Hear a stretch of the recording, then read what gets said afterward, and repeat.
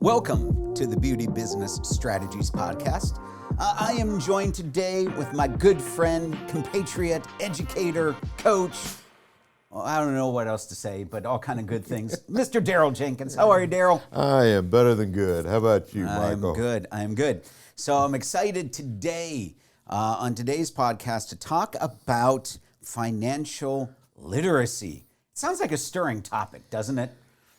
It does have that tinge to it, but it's actually quite fascinating once you get into it. It is. So the reason we want to talk about this with everyone is simply this, is as much as we can kind of have a little bit of fun with the topic of financial literacy and whatnot, it's just really important. I mean, simply put, it's just that important. And it's important because it impacts every business. And so I think maybe the best place to start, Daryl, in our conversation is just to kind of say, when you think about financial literacy, what do you think the definition of that is to you? I think it's just understanding the numbers, understanding your business. What is it telling you? You know, in simplest terms, financial literacy is just knowing how my business is doing. Is it healthy? Is it performing? You know, and most importantly, do I have cash? Right. You know, those things. I think it just starts out with those basic questions and what are the answers to them? Right. And I was going to say, I think that, you know, the important thing is that it doesn't get any more complicated than that. It doesn't get any more complicated. It was actually, you know, for those listening and watching, it wasn't but a couple weeks ago that we did a class on exactly this topic. And I think the one thing to me that comes out, the light bulbs about that class that always go off is exactly what you just said, the realization around, in a sense, how simple it really is, even though we all come into this idea of financial literacy seems complicated. Because really what we're talking about is when talking about, as Daryl just said in really clear terms, you're talking about this idea of understanding my balance sheet, understanding my profit and loss statement, understanding another statement called the statement of cash flows. So we talk about financial literacy, it's about understanding these accounting documents, and I think that's where we start to put up just a ton of barriers. Yeah, and honestly, I think there are people in the world that want it to appear scary and complicated for their benefit. And it's not scary and complicated. Right. And so, you know, once we discover that we can learn that language, if you will, that the ideas are pretty simple, then it starts falling into place. But somewhere along the line, I feel like someone told us that we weren't supposed to understand it. Right. That you know, it's scary and you had to have some degree or level of knowledge, and for all intents and purposes, it's very basic math. It's not that complicated. Right. It's just some people choose to make it such. Right. You're right. It just becomes a matter of once you understand the basic terminology, the rest of it goes away, and we try to simplify that terminology. As a matter of fact, if in the first couple minutes that we've already been talking in Daryl's introduction, it's almost like he used very simple terms, which is exactly how we always phrase things, to already simplify the complexity of things. And so, you know, whenever we start talking about this, if we want to share with you some key pieces of information that can help your financial literacy. And so I think one of those key things is let's get a couple easy principles in place for you. The first is this. We talk about the fact that there are 3 financial statements that you need to understand. Let's put it in perspective. The example I always love to use is the idea of, for those of you that are readers and love reading books, think about it this way. These 3 financial statements, they are each an individual chapter in the story, the complete story of your business. And so understanding what each chapter says allows you to see the complete story. Because if you only ever read one chapter out of a book, and Daryl, I know you're a big reader, but if you only ever read 1 or 2 chapters out of a book, you'd have some idea of who the main character was. You'd have some idea what the plot was and what was happening around, but you wouldn't have the full picture.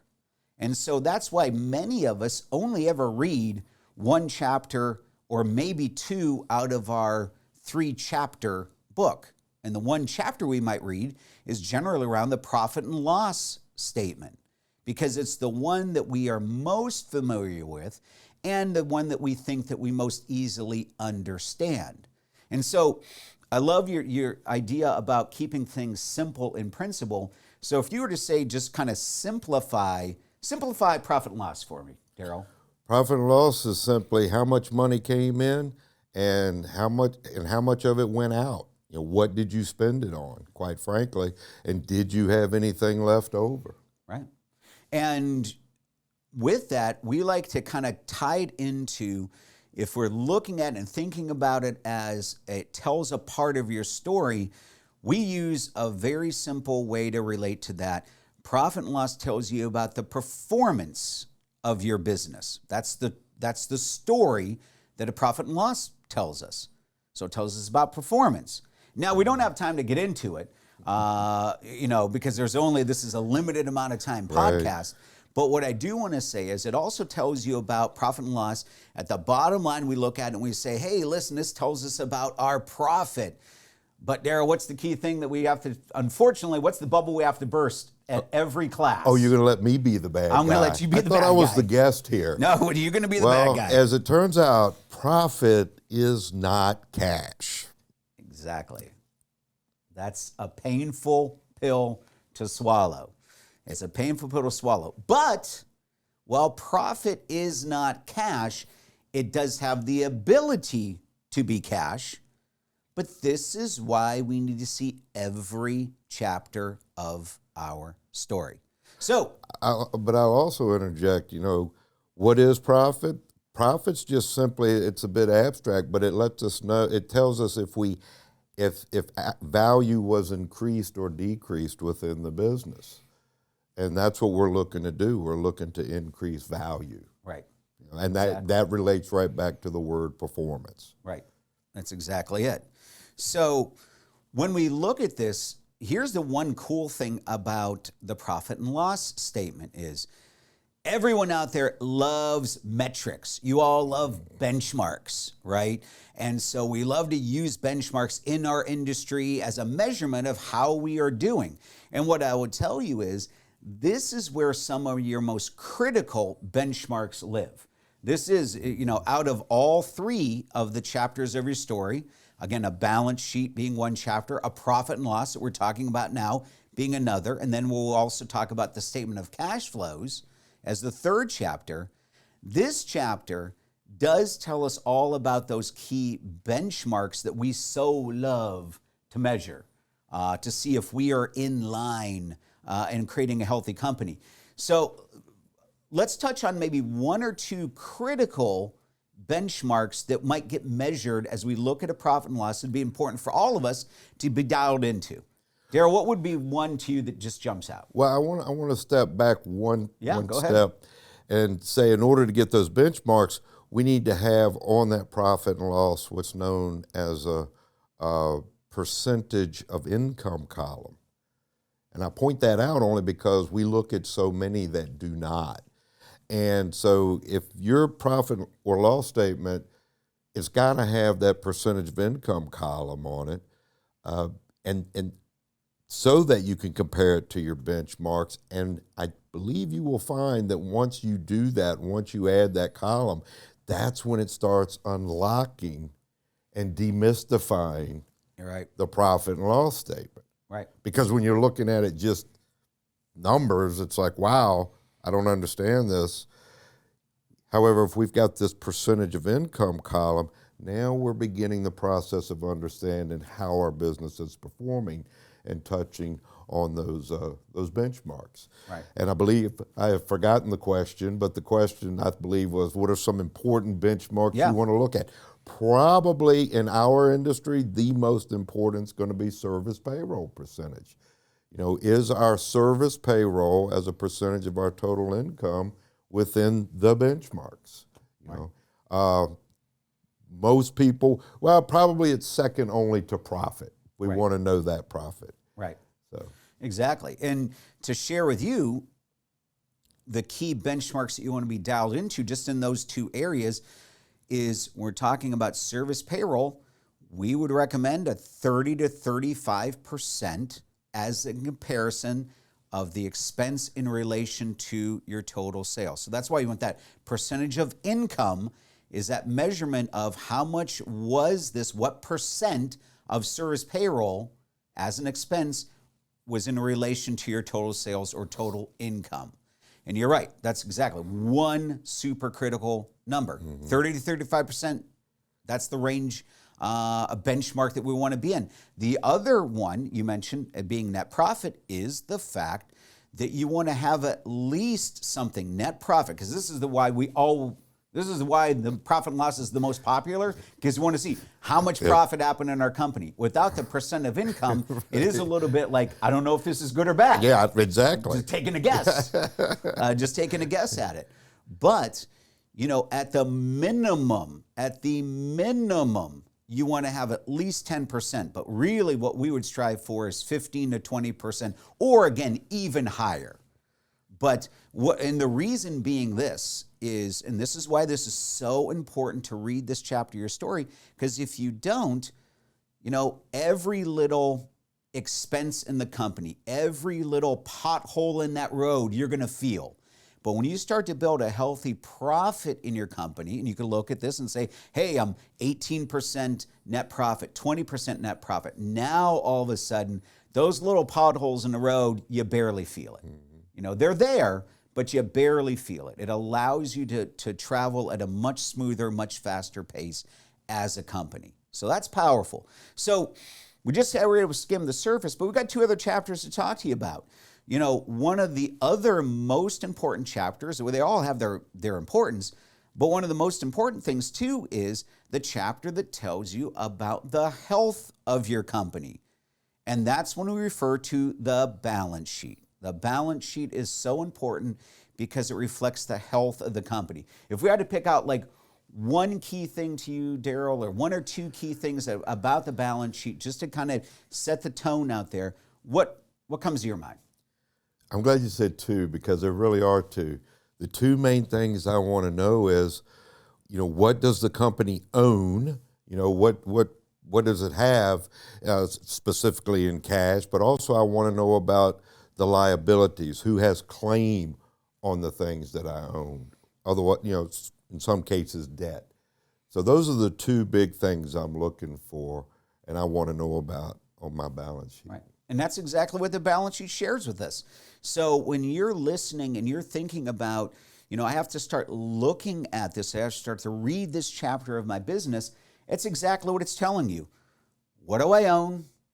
And what do I owe? Who has a claim on those assets?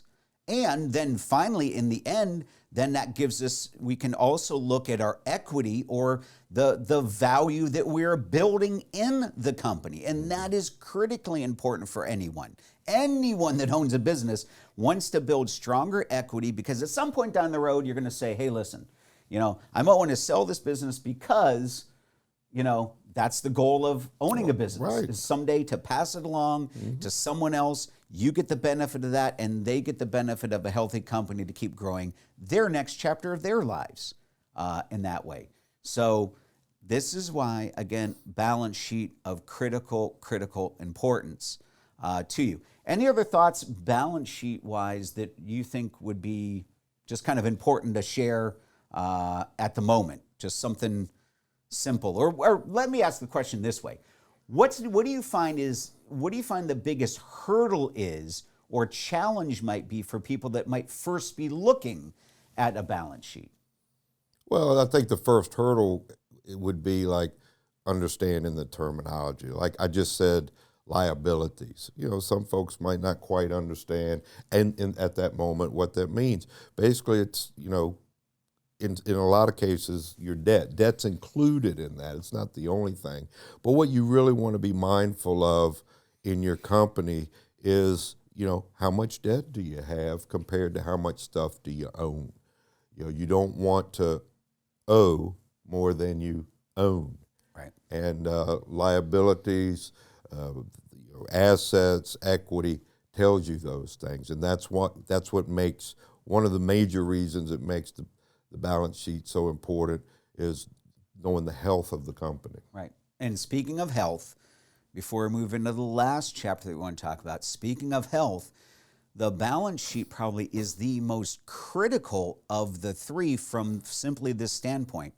It's every leader's job to build a healthier balance sheet. Absolutely. Because a healthy balance sheet benefits everybody that's a part of the company. This isn't just a direct benefit to one or two people. It benefits everyone that's a part of that company, because healthy companies take care of their team members well. They are able to do really cool things in their company. And when I say really cool things, that might mean that healthy companies are able to expand. Healthy companies are able to offer benefits. Healthy companies are able to offer stability and growth and increases in pay and all type of things. The dreams that you have, those dreams are built on a healthy company. Healthy companies are able to move fast and achieve really cool things. But we're talking about moving fast and we're talking about achieving something great. Well, we got to kind of think about it this way. And this brings in the third chapter of this story of your business. And that is, we have to know, when I think move fast, I automatically think about cars. I'm big into cars. I love cars. It's kind of one of those hobby type of things that I've always been intrigued by, always love. And so I think about moving fast, I think about a car. And the only way to move fast in a car is you got to have a tank full of gas to be able to power that car. Or if you happen to be a fan of electric and hybrid vehicles and things nowadays, you got to have a full charge. Yep. Either way, you got to have a full tank of something. Yeah, that's Whether right. it's a full tank of electric or gas, you got to have a tank full. And that's where the statement of cash flows, the one chapter no one ever reads. The most neglected. The most neglected. It's actually the chapter that tells you who done it. Right. Yeah, right. That's a great way to say it. If it's a murder mystery. It's a murder mystery. Who did it? I don't know. I'm not reading that chapter. I'm not going to do that. But you got to know this chapter because it is about the fuel of the business. It does give you that who done it. In other words, this is about your cash, because cash is the fuel of every business. Now, why do many of us not read this chapter? Because we don't understand it. Exactly. Speaking from personal experience, it looked like gobbledygook. Right. But again, and it's very simple. That's the nice thing. It is a simple unlocking. Once you have that simple unlocking of how to read it, it's like you can't unread it. Right. That's probably the reason it's the most neglected, is because we're not quite sure how to start reading that chapter. Right. And the one, I will tell you this without a doubt, and Daryl and I have done our financial, this financial literacy class numerous times. And every single time, this is the statement that, again, is most misunderstood, most never look at, because, again, it does feel like very confusing. But everyone comes away going, this is my favorite statement, because we all want to know what's happening with the cash in my company. Exactly. The profit and loss doesn't tell you about cash. That tells you about profit. This tells you, did we take that profit and actually turn it into cash? And if so, what are the actions and behaviors that did that? Why did it turn into cash, or why didn't it turn into cash? And then this directly influences the health of your company, because a healthy company has more assets, more cash, more things that you own than it does things that you owe. And so cash is the best asset that you can have. And so this is I said the health is the most important, but all these statements have their critical point. Oh, in absolutely. here. All these same seven. So what would be like if we're talking about, because again, it is a little bit confusing. We're not going to get into the workings of it on this podcast. Too much to talk about when it comes to the actual workings of it. But if you were to run this, what are simple things that every one of us could do right now if we ran that report? What would be a couple simple things that you would say, hey, listen, start looking at? Well, it's simple and it's a little bit of a broad answer, but I want to know how the cash is moving out. What cash, where's the cash coming from, or where is it leaving to? And what I mean by that is, because the statement does tell you about the flow of cash in your company, if a lot of that cash is coming in from bank loans or credit card drafts, things like that, you need to know that. You need to know that because it's going to affect your balance sheet. Also, too, if an abundance of cash is coming in, you want to know how it came in, not only because maybe it came through a financial, maybe it's gift cards. Right. So if we sold a bunch of gift cards and this massive cash came in, we need to know where it came from so we know what to do with it. Right. Because when it shows up in our bank accounts, we'll say, oh, this is gift card money. We can't spend that just yet. We got to wait for it to be redeemed instead of going, woohoo, I got $10,000 in the account. Drinks are on me. Right. So I think those are some important things to consider. Absolutely. These three statements we talked about, your balance sheet telling us the health of our company, the profit and loss telling us about the performance of our company, statement of cash flows telling us about the fuel, the cash of our company, what's happening with that. All of these things, I want everyone to realize is these are all outcomes. These are all what's happened in your business, not what can happen in your company. Right. And so there is one key thing just to kind of start planting the seeds is one key thing that all of you can do is start working with a cash flow plan, and that is you're making good projections about the growth of your business. This is a projecting tool. This is not part of the financial documents or statements that you're going to get out of QuickBooks. Mm-hmm. This is not something you're going to call your accountant on and be like, hey, listen, where's my cash flow plan? Right. This is something you create. This is a tool that at Strategies we use with every single coaching client that we work with. They make a plan for their business. You make a plan for your business based upon what the expenses of your company are, what sales we can do, and we have a whole formula for that, a simple formula, but a formula to help you project great sales. And really, in all honesty, this is where you get to write, we could almost say here's the fourth chapter of your book.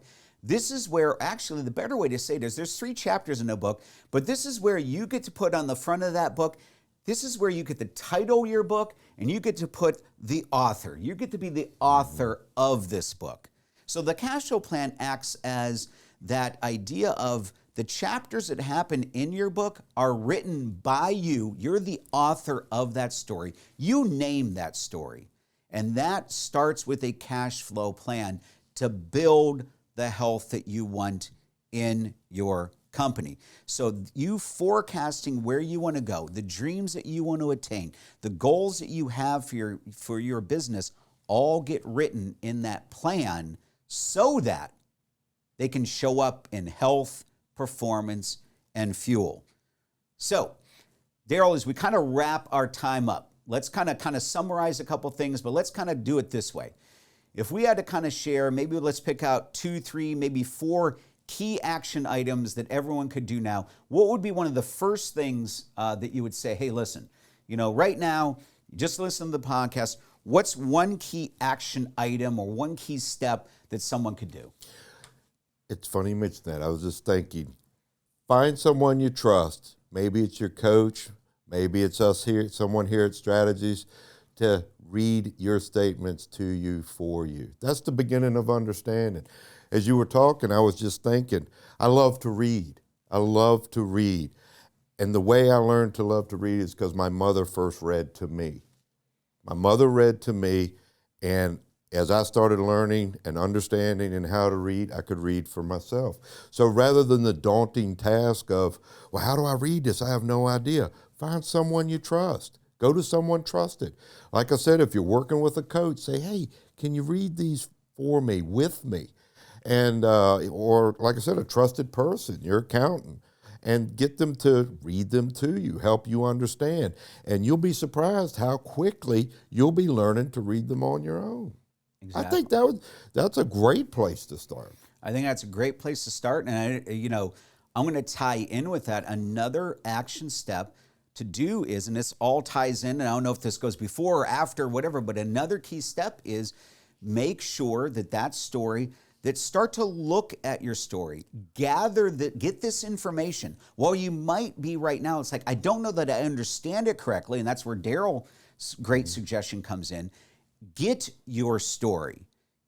Ask your bookkeeper if that's what you use. Ask your accountant, or print those out of QuickBooks. These are all statements can be accessed very simply and very easily, and start to get a look at your story with all 3 of these chapters, because that's the first one of those first key steps as well. Get that, start to read your story, help read to you that story if there's confusion.